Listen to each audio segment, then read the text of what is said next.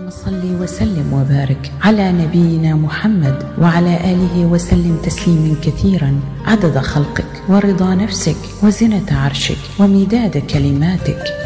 أمل فتاة تبلغ من العمر 21 عاما، يشهد لها الجميع بالرقة والجمال اللافت للنظر والشخصية الطيبة والصفات الرائعة. كانت أمل لا تؤمن بالحب ولا تصدق قصص الحب التي تسمعها من زميلاتها وأقاربها، فهي كانت تتمتع بشخصية جدية صارمة تميل دائما إلى العمل والاجتهاد في دراستها فقط، ولا تفكر في أي شيء آخر سوى عائلتها الصغيرة. إلا أن أمرا غريبا كان يحدث معها دائما يثير قلقها.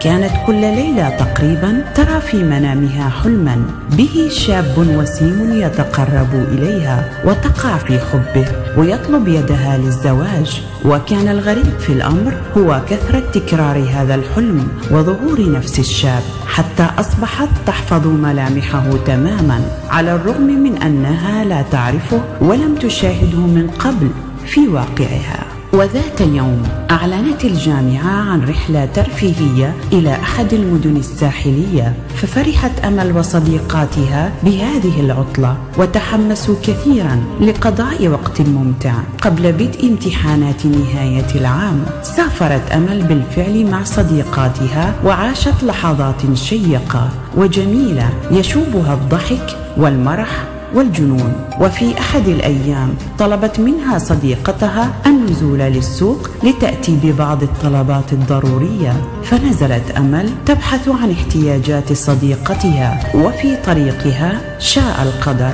أن تصطدم بقوة بشاب طويل التفتت إليه وهي في شدة غضبها، وما أن رفعت عينيها إليه حتى تفاجأت بملامحه وهيئته. شعرت أمل أنها تعرف هذا الشاب أو قابلته أكثر من مرة، ولكن سرعان ما تداركت الموقف واستجمعت غضبها الذي أخفته دهشتها، وقالت له في توتر: كيف تصطدم بي هكذا؟ عليك أن تتوخى الحذر. فقال لها بأسلوب صارم وعصبي: أنت من كنت تسيرين دون تركيز ولا وعي. أشعل رده وأسلوبه غضبها من جديد لتصرخ في وجهه: أنت المخطئ في الأساس. تجرأ الشاب وأمسك بيدها قائلا: بل أنت المخطئة. تملكتها الدهشة من جرأته، سحبت يدها بسرعة وأدارت إليه ظهرها وأكملت طريقها. تابعت أمل طريقها وهي تفكر في هذا الشاب أنها تذكر ملامحه جيدا، فكيف وأين رأته من قبل، وكيف يتجرأ ويمسك يدها ليهز كيانها ويقشعر جسدها من تلك اللمسة. فاقت من تفكيرها وشرودها على صوت إحدى صديقاتها التي التقت بها بالصدفة في الطريق لتخبرها أنه من المقرر إقامة حفلة مسائية على الشاطئ اليوم، وأن الجميع مدعوون إلى هذه الحفلة. تحمست أمل وأبدت نيتها في الحضور، وبالفعل في المساء تجهزت أمل وصديقتها وذهبا معا إلى الحفل.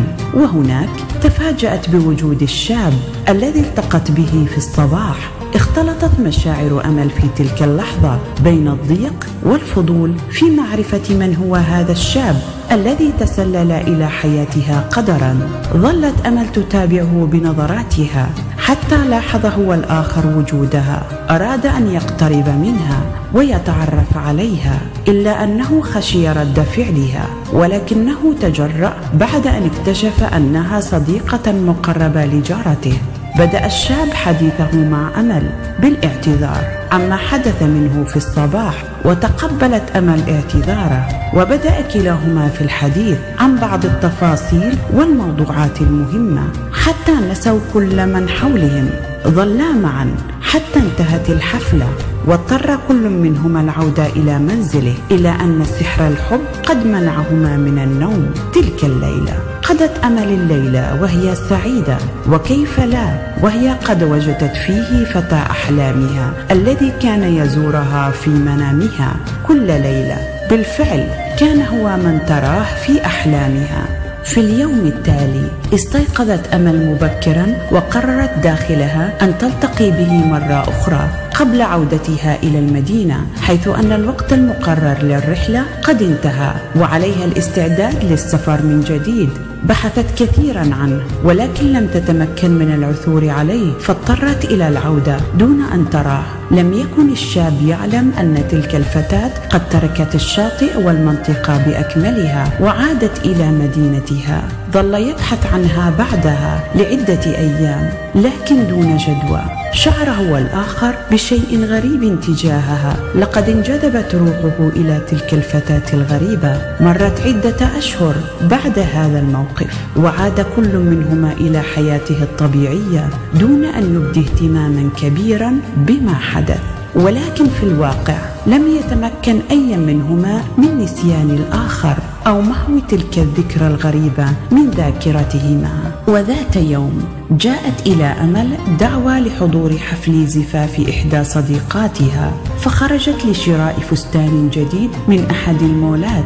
ومن جديد تكرر معها نفس الموقف، حيث اصطدمت بشاب أثناء سيرها. التفتت إليه فإذا به نفس الشاب. سيطرت عليهما الدهشة لدقائق وهما غير قادرين على استيعاب ما يحدث. استغل الشاب الفرصة وعرض عليها الجلوس في أحد الكافيهات للتحدث قليلا. وافقت أمل دون تفكير، وهناك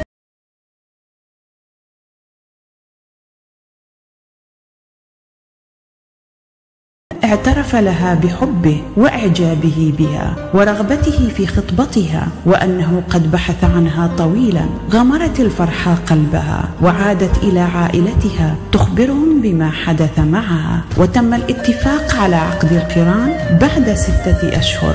الآن قد تزوجا ولديهما 3 أطفال، ولا تزال أمل تحلم بزوجها كل ليلة وتكتب مذكراتها بعنوان فارس أحلامي، لا أعرفه ولكني عشقته بجنون. سبحان الله والحمد لله ولا إله إلا الله والله أكبر ولا حول ولا قوة إلا بالله العلي العظيم. عدد خلقه ورضا نفسه وزنة عرشه ومداد كلماته.